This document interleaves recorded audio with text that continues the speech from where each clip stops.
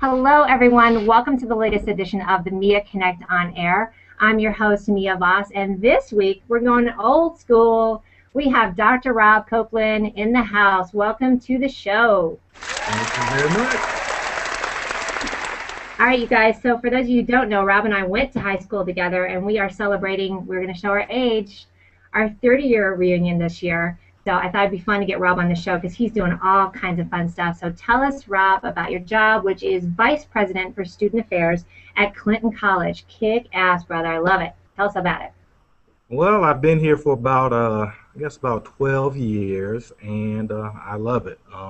Population that I serve is a lower socioeconomic background. We're talking about kids that are eligible for full and partial Pell as far as financial aid goes, first generation college, but I love what I do. We were talking about that before the show started about some of the kids that you run across, and I'm sure it runs the gamut of what kind of influence. Tell me some kids that have just really stood out for you and really affected your life and what you do. Well, I always say it's a kind of a cross in the road type thing, and I've had kids that have been successful that have gone on to four-year schools and have achieved master's degrees, doctorates, that type of thing. Then I also have kids that are incarcerated for 30 years or who are deceased. So it really, I think at this point in time in their lives, they really are at a crossroads, and this institution hopefully is doing a little bit to try to keep them on the right path. It looks like it, and I can tell from doing a search, which speaking of, the kind of the social media thing, when I did a Google search for the school, of course your picture popped up with a bunch of students, so I wanted to let you know that. It was kind of fun to see you pop up right away. All right. So, it looks like definitely. Was it the fat me or the skinny me? I looked a little bigger than you right now. So just so that was the really fat me. Okay. Yeah, the large and in charge. Right. I love it. I'm going to post that picture too so people can see it. That must be amazing that it had to be in, like working with these kids, and you get to see them in the beginning, and follow them throughout their education. Right. Well, the biggest thing that I always tell kids, because we have kids that are maybe not as successful in high school, and they're coming in the door, and they really just want to have the opportunity. And the biggest thing that I always tell them is, we're going to get you there. After your 2 years here, you're going to be able to go to that four-year institution. But the biggest thing that I want them to remember is what it was like to reach your hand out and extend your hand, and to have someone say, okay, you're okay, I'm going to bring you into the fold, and to kind of say, I'm going to help you along. Because I always tell them it's not a thing that you ever have to say thank you to me, but just remember what it felt like to be on that side. And so when it does happen, because inevitably it's going to happen, but when it does happen, make sure that you are in a position to help that next person along. It's such the epitome of the pay it forward. Exactly what you're saying. I'm like, okay, now you know what it's like to be on this side of it, and that light a candle thing, and just you pay it forward and do that for the next person, and be in live your life to be in a position that you can provide that as well. Right. That is awesome. Well, let's go old school and talk about our high school days. So we went to Central High School together, and you and I are pretty well behaved, but I'll tell you who was to blame if we ever got in trouble. Who do you think that was? That'd be Eric Pangilinan. Eric Pangilinan, yeah. I go with E-Pang any day. So, we both graduated obviously in '83, and yeah, we're gonna do a little hashtag E-Pang. Wait till the reunion. I was a couple years behind you, I believe. I think you were a senior, no. A freshman. Oh, is that how we're gonna be? Yeah, I'm just saying. I thought. 48. Okay. 48, damn it. All right. Nice try. All right, so we all went to Central together, and then, of course, you were just telling me you went off and went to the University of Illinois, so tell me about that and how you got from U of I to Morehouse. Okay, I went to U of I. Basically, it was the hometown school. Both of my parents were administrators there, and because I was not focused on anything at the time, it was just like, this is where I'm going to go. And went there, found out that everybody knew my parents, and figured that I needed to probably get out of town so I could establish my own identity. And that's when I transferred to Morehouse College in Atlanta. Nice. What a big change from that. Because I mean, same thing. My family's from there. I mean, we both come from a large family, and I moved at 23 and moved to New York City. So I kind of did the same thing, just to go be alone in a big crowd. And you're Yeah, right, start your own identity because right. you really do, especially with having family at the U of I. Yeah, that's a big brother eyeball on you all the time. You had to go cut it up in Atlanta then. So tell me then, okay, so how did you get from Morehouse to teaching at Clinton? Okay. Long story. I actually, when I graduated from Morehouse, went back home to Champaign and worked with the Youth Detention Center in Champaign, Illinois. Oh, wow. And at that time, I thought I was going to be an attorney. I mean, that was what I was figuring I was going to do. And got in that environment and realized I didn't like the way that the court system was treating kids, and especially kids of lower socioeconomic backgrounds. I just didn't like it.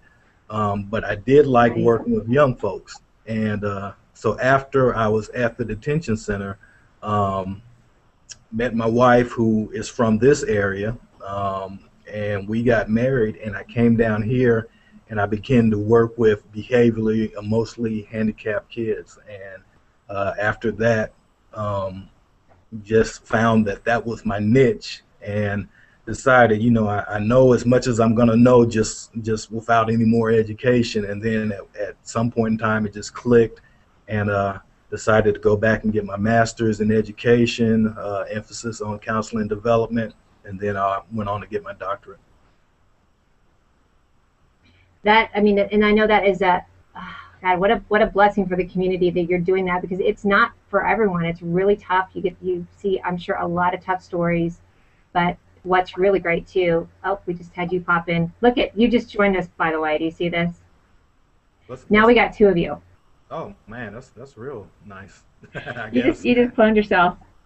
Ah, no, Okay. it's all good. We're gonna leave you right in the middle, looking all smart, right in Oh the man. middle. I like this. It's a busy little crowd. I'm digging it.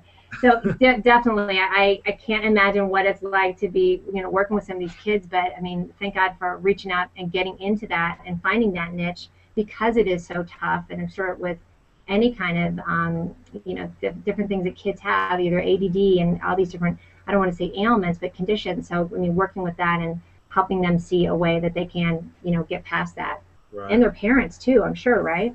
Oh yeah. When you think about it now, the parents are younger than us, and they're coming in, and they have some of the issues that the kids have, and you got to work with them also.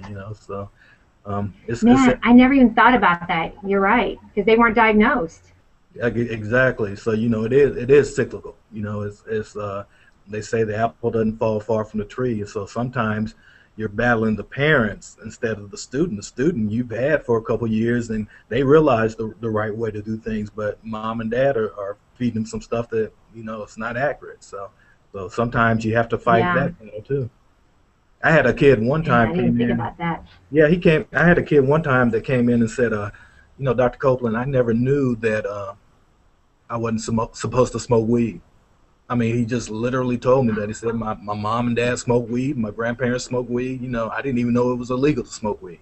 And, for us, that seems absolutely amazing. But that's some of the environment that these kids are coming from.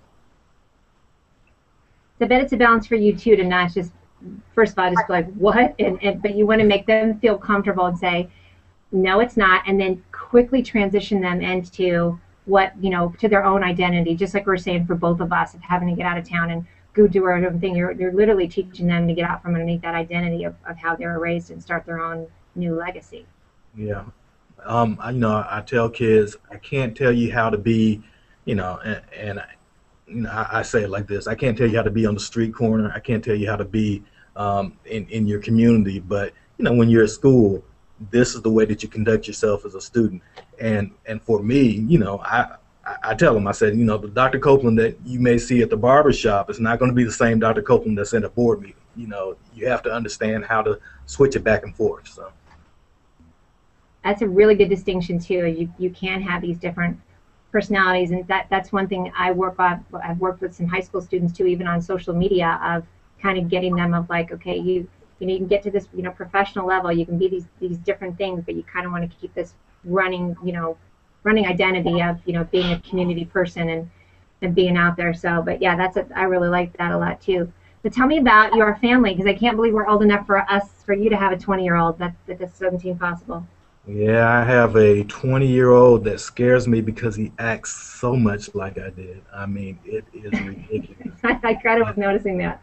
Yeah, but he does. He acts like me. And then I have a 13-year-old who actually has.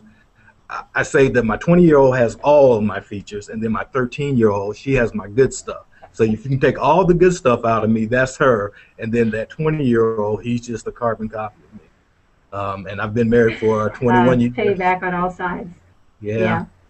But married 21 years, and going strong, and just for somebody that probably thought that they would never be married, which was me, because my mom used to always say no one could put up with your crap. So, it's worked out pretty well. Well, Shelly is a gorgeous and obviously seemingly patient woman. So good for you. That's awesome. I love it. All right, so now we're going to get to. I mean, we'll kind of loop past the social media, because I know we talked a little bit about it with the school, but and certainly the kids in your school probably are teaching you a ton on it. But let's skate over to the bat crap crazy moment, because I want to hear what you are bat crap crazy about. Oh, wow. A couple things. I am bat crap crazy about this community that I live in, which is Rock Hill, South Carolina. So big shout out to Rock Hill. 15 minutes. Yeah. 15 minutes south of Charlotte, North Carolina. So we're part of the Charlotte Metro here. And let's see. I'm also bat crap crazy. So bat crap, is that? I mean, I don't suppose I can. It's good. It's a good thing. But it's just to say you're so crazy about it. But is it batshit crazy? Well, I was being nice, because I kind of like how, but you can be batshit crazy about that, because we can swear on this show. Okay, well, batshit crazy. That's what I was trying to figure out, and I was like, bat crap. Okay, batshit crazy. Of course, about my family. And put your crown on when you say it, okay? Oh, well, wait a minute. Put your crown on. I can't put it on anymore. Hold up. I lost the effect. Oh, shoot. Okay. Yeah. When I came back all right, but we know it's there. We'll try it. We can stay on this show however long we want. You love the beauty of it? Go over to Google Effects. We're going to teach you. We're going to learn everybody. Go over click on Google Effects. It's opening it up. All right, and then I'm fixing to put on some more. Look at that. I got it. Crown. No, I want this. This is fitting me right now. If it's gonna pop up. There we go. That is it. That shit crazy. Besides your awesome new clown head. The community, my family, and then I think I'm really batshit crazy. Do you watch Game of Thrones?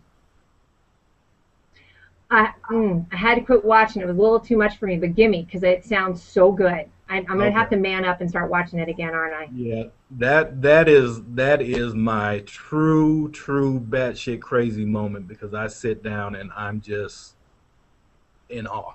So like that's yeah, man. Yeah, oh yeah. They had this scene. I think it was 2 episodes ago. Some red wedding, and they killed pretty much everybody that I thought was important to the show. So that was cool. Now, speaking of social media, that's how it actually works, because that's how I was following it, and I was digging that little dragon chick, the chick with the dragons. Yeah. I got a girl crush on her. I got to tell you, she's pretty badass. She's got it going on. She for sure. Like we'd all for sure. So, and I love is the short guy still in it? Peter Dinklage? Oh, yeah, he's cool. Okay. But I will say, that was what was happening on Facebook. I mean, people were losing their mind. It was like bomb explosions of what the fuck just happened on Game of Thrones. So, nice batshit moment. Thank you, brother. Okay. All right, you guys. Well, that's it for this week. We're going to be doing, I definitely, and Rob, you better be there in October. We're going to be doing a show from the reunion as well, which could be an entire shit show. So stay Okay. tuned for that in October of 2013. And that's it for this week. Thank you for joining us, Dr. Rob. So good to talk to you. All right. Take care. All right, let's get one more. All right, guys, we'll see you on the next Mia Connect on air. Have a great week.